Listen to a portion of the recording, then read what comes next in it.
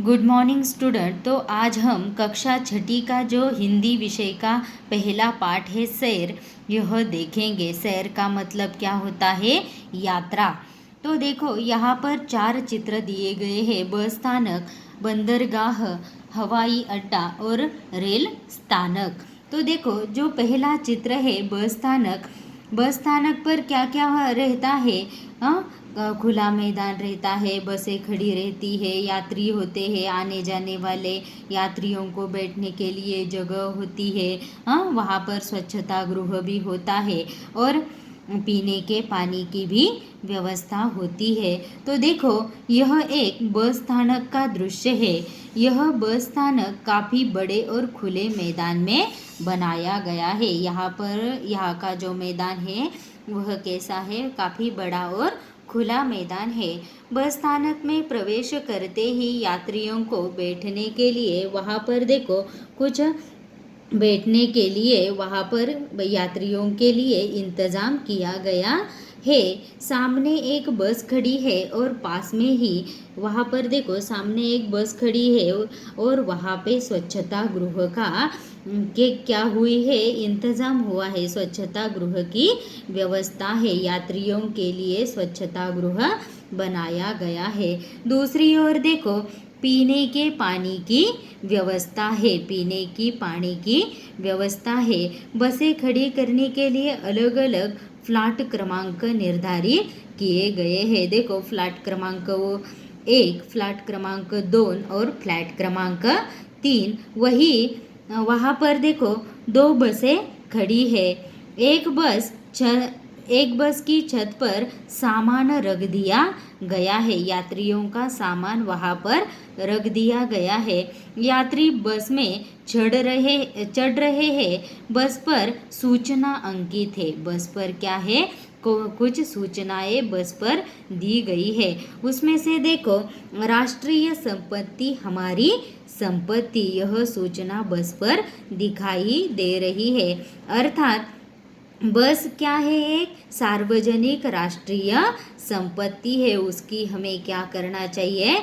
सुरक्षा करना चाहिए। उसे किसी भी प्रकार का नुकसान कभी भी नहीं पहुंचाना चाहिए। कई यात्री अपने अपने सामान के साथ क्या हो रहे हैं? इधर उधर जा रहे हैं। और एक समाचार पत्र विक्रेता, समाचार पत्र जो अखबार होते हैं उसे बिकाने वाला भी वहाँ पर दिखाई दे रहा है। एक व्यक्ति शीतल पेय बेच रहा है। एक व्यक्ति क्या कर रहा है?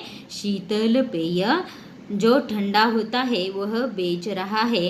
और एक बच्चा अपने पिता से शीतल पेय खरीदने के लिए कह रहा है, उसकी जिद कर रहा है।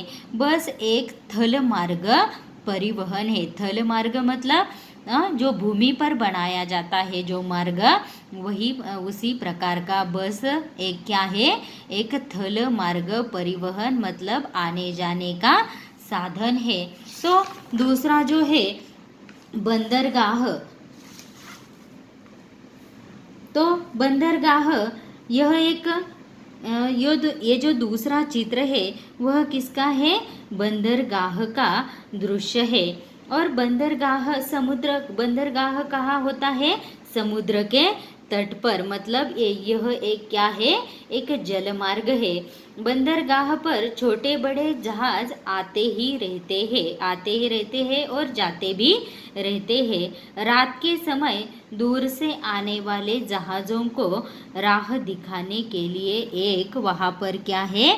एक प्रकाश स्तंभ भी वहाँ पर बनाया गया है।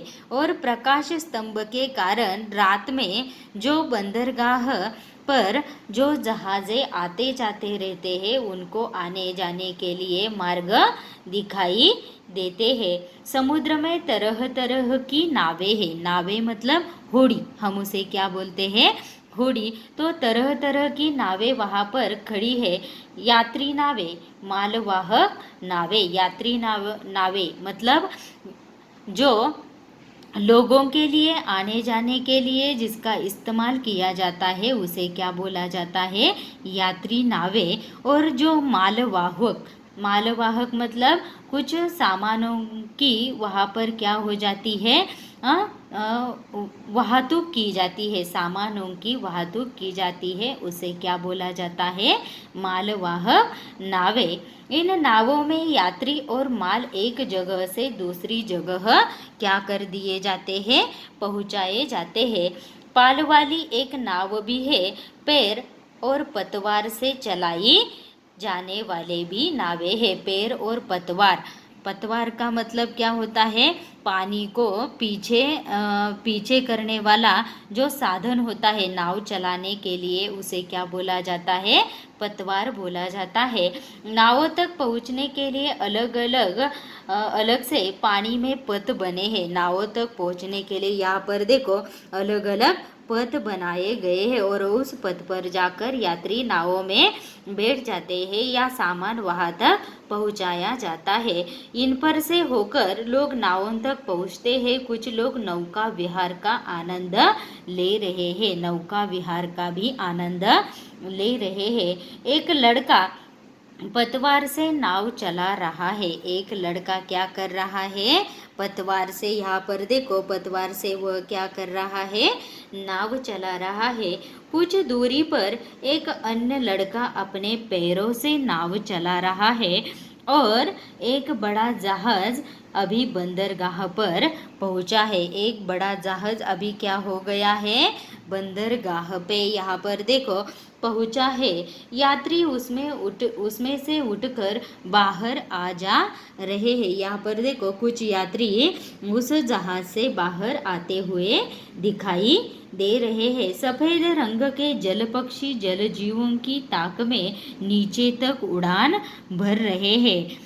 नीचे तक उड़ान मतलब पानी में बहुत गहराई तक जाकर ऊपर उठ रहे हैं। और पथ पर स्वच्छता के लिए सूचनाएं भी दी गई है। स्वच्छता, कौन सी भी जगह हो तो हमें उस जगह की क्या कर लेनी चाहिए, प्रथमतः स्वच्छता कर लेनी चाहिए।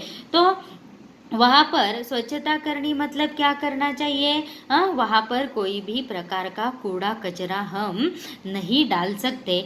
देखो इसलिए वहाँ पर कुछ सूचनाएं दी गई है।